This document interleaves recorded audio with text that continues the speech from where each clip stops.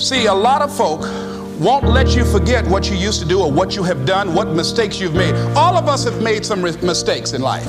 All of us have done some things that if we had them to do over again, we wouldn't do it again. There are a lot of things that if I had it to do over again, if I knew then what I know now, I would have done it differently. Well, it didn't happen that way. In your mind right now, think about some particular event or act in your life that you feel very bad about, that you really regret that took place. If you had to do over again, you would do it differently. What is done? With that there, I want you to see yourself in your mind's eye and say to yourself, I love myself unconditionally and I forgive myself.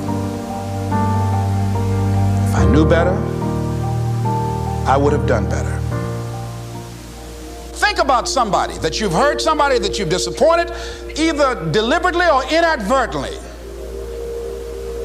or someone that has hurt you deliberately or inadvertently. Think about them, somebody that you really, when you think about them, the room turns red.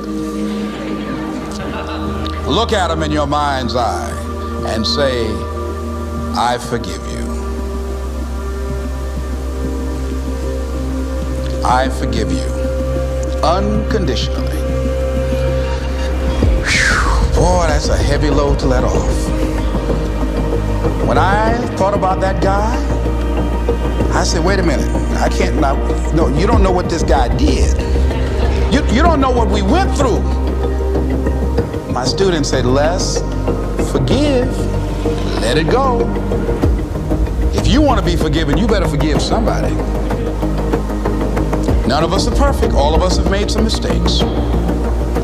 And it wasn't easy. It's not easy forgiving, am I right? It's hard. See, everybody won't forgive.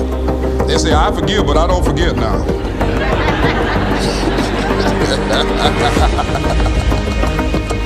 Let it go so you can grow. Let's get a little demonstration here. Demonstrate it like this. Let's go. I throw away negative thoughts.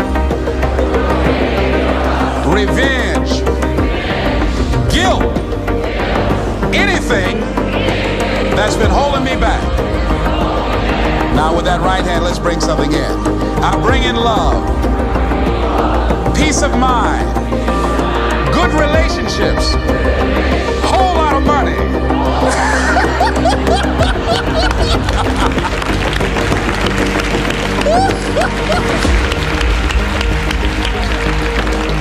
I don't know why people raise their voices when we say whole lot of money.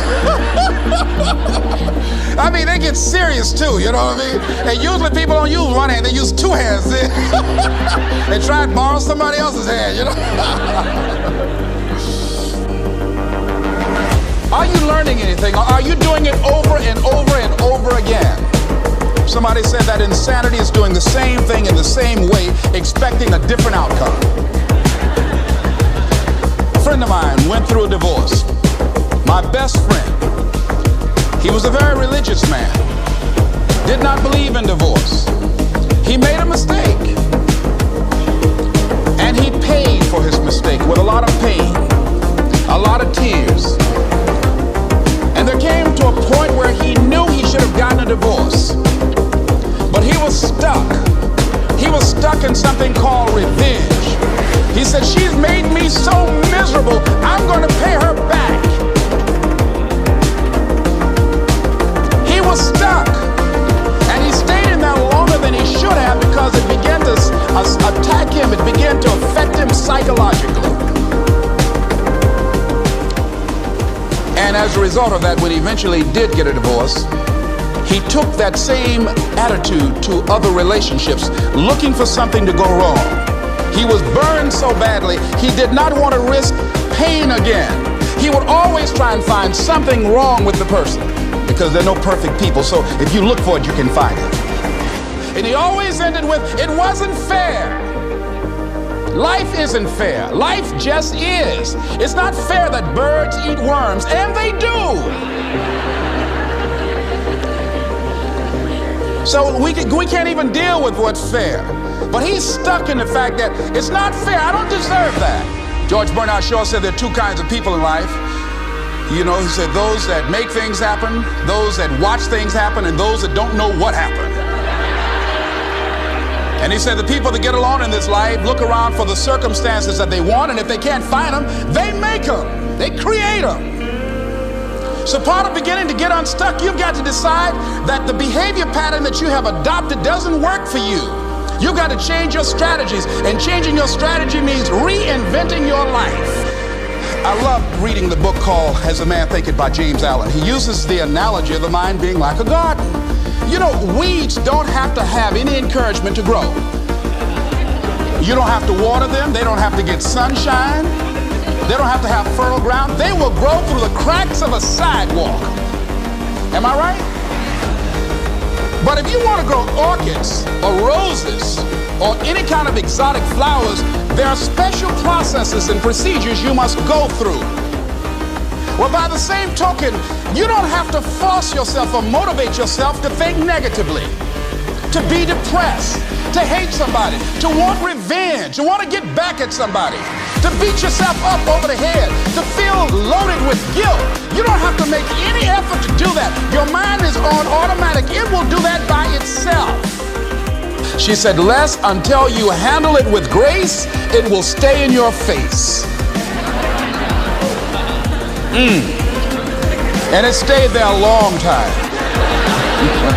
See, a lot of people want to exempt themselves from taking responsibility. All they want to do is talk about the problem. Every time you see them, they'll tell you their story over and over and over and over again. No. You want to take responsibility for your life. Find somebody that you can help so you can forget about you for a moment. See, sometimes the best thing to do is to be. Sometimes you have to just back up and go within yourself. A bow and arrow, you can't take a bow and just push it out in the air. You just can't push the arrow out. You have to pull it back and then release it. Sometimes you have to back up and go within and pray and meditate and recharge your batteries. Go away, clear your head, and then come back and look at it from a different vantage point. Are you going through it or are you growing through it? Because it's not going to leave you until you grow through it. You've got to be willing to harness your will and say, in spite of this, I'm in control here. I'm not going to let this get me down. I'm not going to let this destroy me. I'm coming back. And all of these things that are happening to me right now, they're just temporary inconveniences. They're not stronger than I am. I'm not going to sit back and moan and cry over what happened and what went wrong and who did what. Repeat out to me, help somebody. And help yourself. Because what you give is what you get.